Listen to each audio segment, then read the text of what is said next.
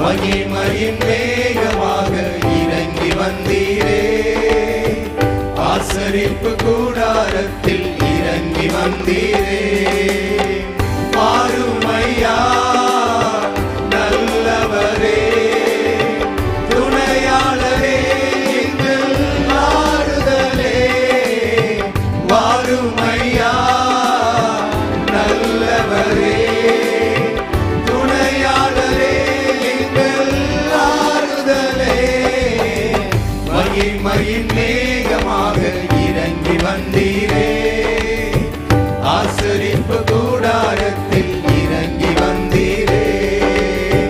மகிமையின் மேகமாக இறங்கி வந்தீரே, ஆசரிப்பு கூடாரத்தில் இறங்கி வந்தீரே. மகபரிசுத்த ஸ்தலத்தில் கேருவின் மத்தியில் திருவாசன வீதியில் இறங்கி வந்தீரே. மகபரிசுத்த ஸ்தலத்தில் கேருவின் மத்தியில் திருவாசன வீதியில் இறங்கி வந்தீரே. வாருமையா நல்லவரே, துணையாளரே, எங்கள் ஆறுதலே. வாருமையா நல்லவரே, துணையாளரே, எங்கள் ஆறுதலே. மகிமையின் மேகமாக இறங்கி வந்தீரே, ஆசரிப்பு கூடாரத்தில் இறங்கி வந்தீரே. கர்த்தருடைய பரிசுத்த நாமத்திற்கு மகிமை உண்டாவதாக. ஆண்டவராகிய இயேசு கிறிஸ்துவின் நாமத்தினாலே வாருங்கள், வேத வசனத்தை தியானிப்போம். கற்றதும் பெற்றதும் நான் கற்றுக்கொண்டது. நம்ம இதை கற்றுக்கொள்வது ரொம்ப முக்கியம். ஏசாயா 46. அதாவது விக்கிரகங்கள் எல்லாம் நம்முடைய தேவனுக்கு முன்பதாக நிலைச்சு நிற்க முடியாது. ரெண்டாவது, விக்கிரகங்கள் எல்லாம் நினைக்கிறாங்க இந்தியாவை தான் விக்கிரக வணக்கம் அப்படின்னாலே இந்தியாவை குறிக்கிறதுன்னு நினைக்கிறாங்க. விக்கிரக வணக்கம் இந்தியாவுக்கு வருவதற்கு முன்னதாகவே பாபிலோனில் இருந்தது. விக்கிரக ஆராதனை பாபிலோனிய மெசொப்பொத்தேமியா பகுதியிலேயே விக்கிரக ஆராதனை அங்கிருந்து தான் முழு தேசங்களுக்கு, முழு உலகத்துக்குமே பரவினது. அதுக்கு எல்லாவற்றுக்கும் ஆதிஸ்தானமாக இருப்பது மெசொப்பொத்தேமியா, ஆதிஸ்தானமாக இருப்பது பாபிலோன்.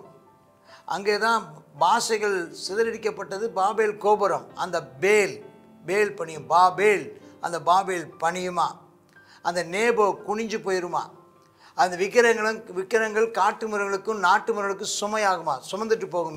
விக்கிரகங்களை நினச்சிவாங்களா? ஆமாம், மாட்டு மேலேயும் ஆட்டு மேலேயும் கழுது மேலேயும் வச்சு சுமந்துட்டு போவாங்களாம்.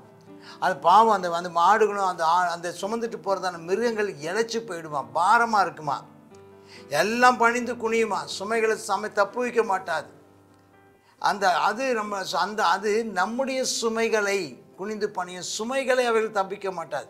அதனால தான் சுமை சுமந்து சோர்ந்து இருப்போரே நீங்கள் எல்லாரும் எண்ணத்திருவார்கள். எதை சுமந்து? விக்கிரகங்களை சுமந்து சோர்ந்து போயிருப்பவர்களே. சுமை சுமந்து, விக்கிரகங்களை சுமந்து, தேவையில்லாத அஞ்ஞான காரியங்களை, மூட நம்பிக்கைகளை சுமந்து அதனாலே சோர்ந்து போயிருக்கிறவர்களே, வாருங்கள், நான் உங்களுக்கு இளைப்பாறுதலை தருவேன். இயேசு சொல்கிறார். யாக்கோபின் சந்ததியாரே, இஸ்ரவேலின் சந்ததியில் மீதியாக இருக்கிற சகல ஜனங்களே செவி கொடுங்க. தாயின் வயிற்றில் தோன்றினது முதல், அந்த வசனம் அங்கே. அதுக்கப்புறம் உங்களை ஏந்தினேன் இருக்கு. நான் தான் அப்படிங்கிற வார்த்தையை நான் புரிஞ்சுக்கிறதுக்காக சேர்த்துக்கிறேன். நான் தான் உங்களை ஏந்தினேன், நான் தான் உங்களை கற்பத்தில் உற்பத்தி தாங்கினேன். நான் உங்கள் முதிர் வயது வரைக்கும் நான் அப்படி செய்வேன், நரை வயது மட்டும் தாங்குவேன். நான் செஞ்சு வந்தேன், இனிமேலும் நான் ஏந்துவேன், நான் சுமப்பேன், நான் தப்பு வைப்பேன். என்னை அல்லாமல் நான் தான் உனக்கு எல்லாம், நான் தான் எல்லாம். என்னை நோக்கி பாருங்கிறார்.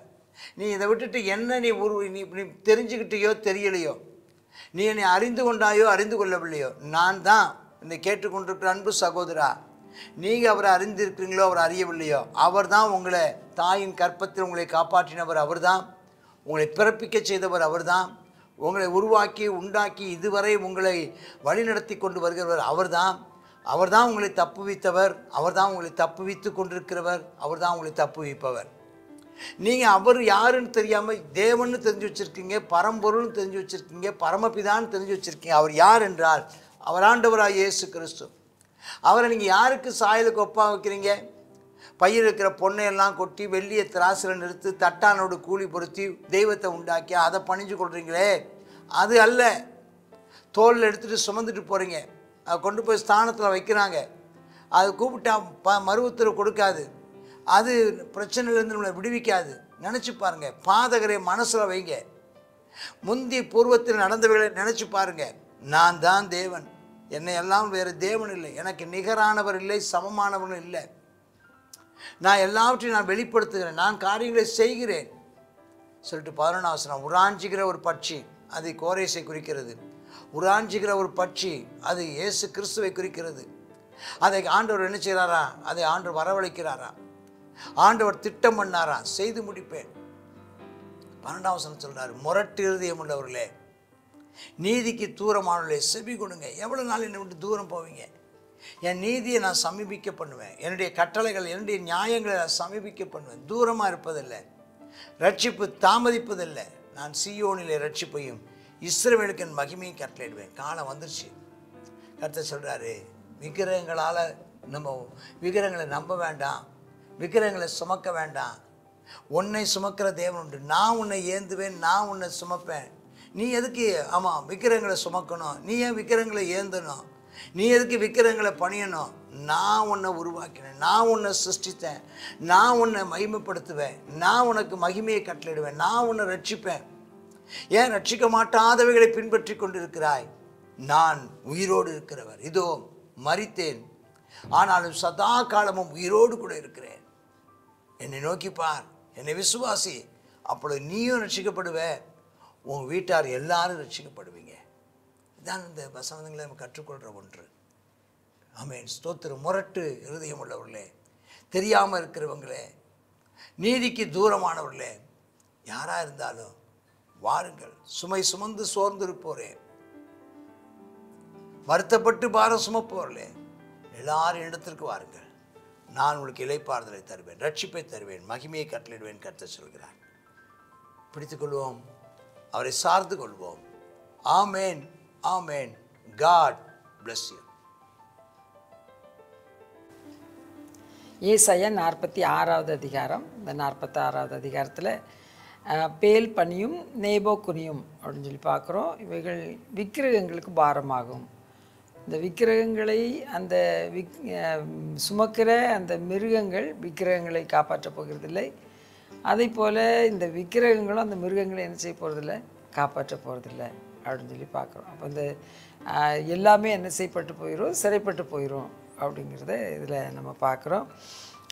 இப்படிப்பட்டதான அந்த சுமைகளும் விக்கிரகங்களை காப்பாற்றுறதில்லை, இந்த சுமைகளும் மிருகங்களை காப்பாற்றுறதில்லை, மிருகங்களும் அவைகளை ஆனால் ஆண்டவர் சொல்கிறாரு, தாயின் வயிற்றில் தோன்றினது முதல் நான் அவனை என்ன செய்தேன், ஏந்தினேன்.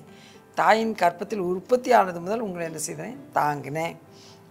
உங்களை முதிர் வயது வரைக்கும் நான் சுமந்தேன், இனிமேலும் நான் ஏந்துவேன், சுமப்பேன், தப்புவிப்பேன்.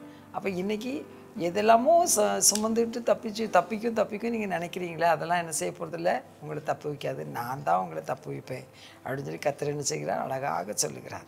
அவன் விக்கிரகங்கள் என்ன செய்யாது, அது மறு உத்தரவு கொடுக்க மாட்டாது. இக்கிட்டுக்கு நீக்கி என்ன செய்யாது, ஜனங்களை ரட்சிக்க போகிறதும் கிடையாது. இதை நினைத்து நீங்கள் என்ன செய்யுங்க, புருஷராக தைரியமாக இருங்க. என்னை நீங்கள் நம்புறீங்கன்னா நீங்கள் தைரியமாக இருப்பீங்க அப்படின்னு சொல்லி சொல்கிறார். அதனால சொல்கிறார், பாதகரை இதை நீங்கள் என்ன செய்யுங்க, மனதில் வைங்க. முரட்டு இருதயம் உள்ளவங்களே, என்ன சொன்னாலும் திருந்த மாட்டேன்னு இருக்கீங்களே, நீங்கள் என்ன செய்யுங்க, இதை மனதில் வைங்க. நான் தான் உங்களை ஏந்துவேன், நான் தான் உங்களை சுமக்க முடியும், நான் தான் உங்களை தப்பு வைக்க முடியும் அப்படின்னு சொல்கிறார். நீதிக்கு தூரமானவங்களே, நீங்கள் என்ன செய்யுங்க, எனக்கு செவி கொடுங்கள் அப்படின்னு சொல்லிட்டு, நான் சீயோனிலே ரட்சிப்பையும் இஸ்ரவேலுக்கு என் மகிமையும் கட்டளையிடுவேன். இன்றைக்கி பாருங்கள், எவ்வளோ அன்புள்ள தேவன்.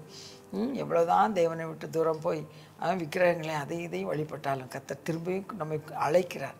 நான் தான்ப்பா உன்னைய சுமப்பேன், என்கிட்ட வா, நான் என்ன செய்வேன், உன்னைய ரட்சிப்பேன்னு சொல்கிறேன். இந்த நாளைக்கு ஆண்டவருக்கு நன்றி செலுத்தி ஜெபிப்போம்மா. அப்பா உமக்கு நன்றி ஏசப்பா, நீர் கர்த்தாவே. அப்போ அந்த விக்கிரகங்கள் என்னப்பா, விக்கிரகங்களை சுமக்கிறவர்கள் அப்பா ஸ்தோத்திரம். அந்த விக்கிரகங்களை தப்பு வைக்க போகிறதும் இல்லை, அந்த சுமந்து சுமந்து இழைத்து போன அவர்களை அந்த விக்கிரகங்கள் அப்பா தப்பு வைக்க போகிறதும் இல்லை. நீங்கள் எங்களை இதுவரைக்கும் நீங்கள் சுமந்தீங்கப்பா, நீங்கள் எங்களை சுமந்தீங்க, நீங்கள் எங்களை ஏந்துனீங்க, தாங்குனீங்க. அப்பா உமக்கு நன்றி ஏசப்பா. அப்பா ஆமேனப்பா, இளைஞனாக இருந்தபோது இருந்தீங்க, முதிர் வயதிலும் நிறைய உள்ள வரையிலும் நான் உன்னை கைவிட மாட்டேன்னு சொல்கிறீங்களப்பா. ஏசப்பா உங்களுடைய அன்பு எவ்வளோ பெரியதப்பா. கத்தாவே ஸ்தோத்திரம். எங்களுக்கு நீ வெளிப்படுத்தின தேவன். இதை போல் இன்னும் கத்தா அநேகர் அதை உணராது அறியாது இருந்து கத்தா அந்த முரட்டு இதயம் உள்ளவர்களாக அப்பா நீதிக்கு தூரமானவர்களாய் காணப்படுகிற அப்பா அந்த ஜனங்கள் அவர்களும் அறிந்து கொள்ளத்தக்கதாக அவருடைய கண்களை நீ திறந்துள்ள வேணுமாய் ஜெபிக்கிறோம். கத்தாவே ஸ்தோத்திர ஏசப்பா. நீர் ஆமேன் அப்பா ஸ்தோத்திர. சீயோனில் ரட்சிப்பை வச்சுருக்கீங்கப்பா. இஸ்ரவேலுக்கு மகிமையை கட்டளையிடுகிற தேவனாண்டவரே அப்பா, எங்களுக்கு ஒரு நல்ல ஒரு ரட்சிப்பையும் மகிமையை நீர் வைத்திருக்கிறீர். இதை கத்தாவை அடைந்து கொள்ள உடைய ஜனங்களுக்கு அனுக்கிரகம் செய்துள்ளோம். இயேசுவின் நாமத்தில் ஜெபிக்கிறோம் எங்கள் நல்ல பிதாவே. ஆமேன் ஆமேன்.